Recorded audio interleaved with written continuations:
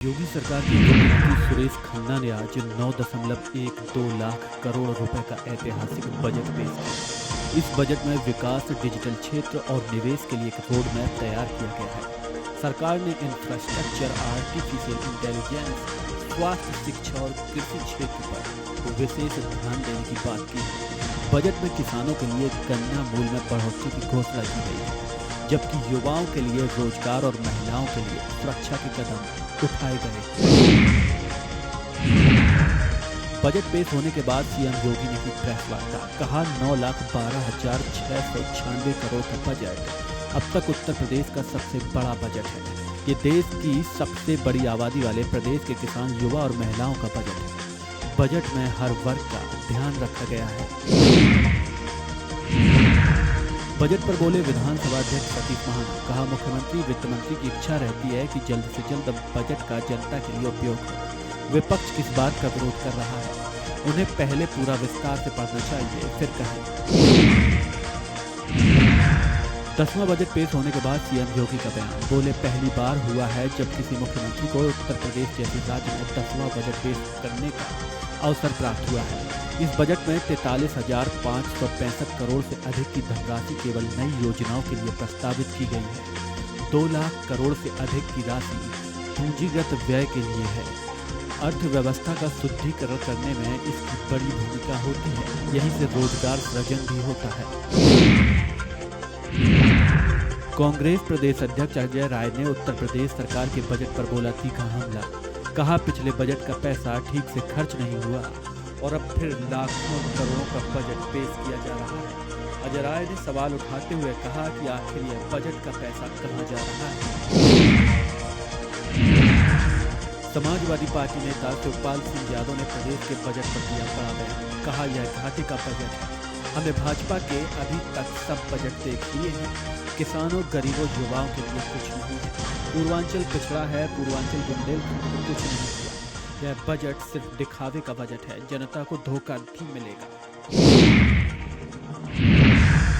बाबरी पर सीएम योगी के बयान पर बोले भाजपा सांसद दिनेश शर्मा। कहा भारत में अब्दुल कलाम, अब्दुल हमीद की सोच चल सकती है, लेकिन बाबर की सोच कैसे चल सकती है?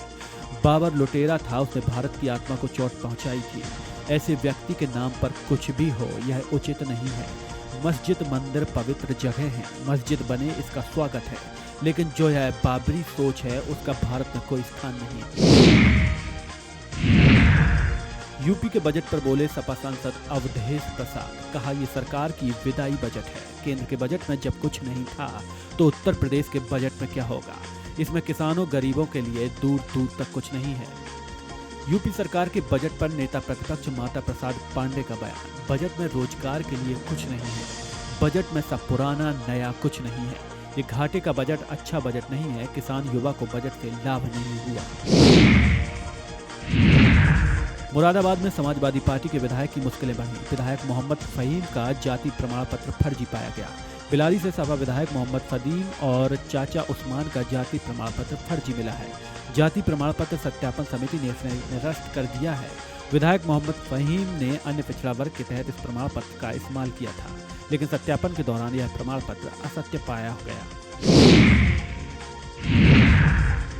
लोकसभा में नेता प्रतिपक्ष राहुल गांधी ने आर्थिक सर्वे पर प्रतिक्रिया दी। कहा दुनिया में भू राजनीतिक टकराव बढ़ रहा है। जहां अमेरिका का दबदबा, चीन, रूस और अन्य ताकतें चुनौती दे रही हैं, हम स्थिरता की दुनिया में अस्थिरता की ओर बढ़ रहे हैं। यूक्रेन, गाजा, मिडिल ईस्ट और ईरान में युद्ध की स्थिति इसका उदाहरण है। डॉलर को चुनौती दी जा रही है और हम एक सुपर पावर वाली दुनिया से एक नई अस्थिर दुनिया की ओर बढ़ रहे हैं, जिसका हमें वास्तविक रूप से अंदाजा नहीं है। लोकसभा अध्यक्ष और कांग्रेस सांसदों के बीच विवाद को लेकर बोले भाजपा सांसद रवि किशन। कहा यह निराशा है कि भाजपा क्यों जीत रही है, पीएम मोदी क्यों हार नहीं पा रहे हैं और क्यों विराट होते जा रहे हैं। उसका दंश है, इनके अंदर कुंठा है, जलन है। अब ये शारीरिक लड़ाई पर उतर आए हैं, इसको इनका दंड मिलना चाहिए। केंद्रीय संसदीय मामलों के मंत्री किरण रिजिजू का बड़ा बयान। कहा कम से कम 20-25 कांग्रेस एमपी लोकसभा स्पीकर के चैम्बर में घुस गए और उन्हें गालियां दी। मैं भी वहीं था। स्पीकर बहुत नरम इंसान है, नहीं तो सख्त कार्रवाई होती। प्रियंका गांधी वाड्रा और केसी वेणुगोपाल समेत सीनियर कांग्रेस नेता भी अंदर मौजूद थे और वे उन्हें लड़ने के लिए उकसा रहे थे। भाजपा सांसद कंगना रनौत का कांग्रेस पर हमला, कहा ओम बिरला सदन में नहीं आ रहे, पूरा माहौल अंदर बहुत कड़वा होता जा रहा है, ये इतना शोर मचा रहे हैं, कल जब संसद ठीक चली तो आज कह रहे हैं कि ये 6 लाइनें क्यों, जबकि वंदे मातरम पर चर्चा हो चुकी है, इन्होंने भी इसमें हिस्सा लिया था। एक कड़वापन है इनमें कि हम कैसे हार सकते हैं। दिल्ली में केंद्र सरकार ने वंदे मातरम को लेकर लिया अहम फैसला। गृह मंत्रालय ने सरकारी कार्यक्रमों के लिए दिशा निर्देश जारी किए, जिसके तहत राष्ट्रीय गीत का 6 एंट्री वाला संस्करण अनिवार्य होगा। गायन या वादन के दौरान सावधान मुद्रा में रहना होगा और इसकी अवधि 3 मिनट 10 सेकंड तक होगी।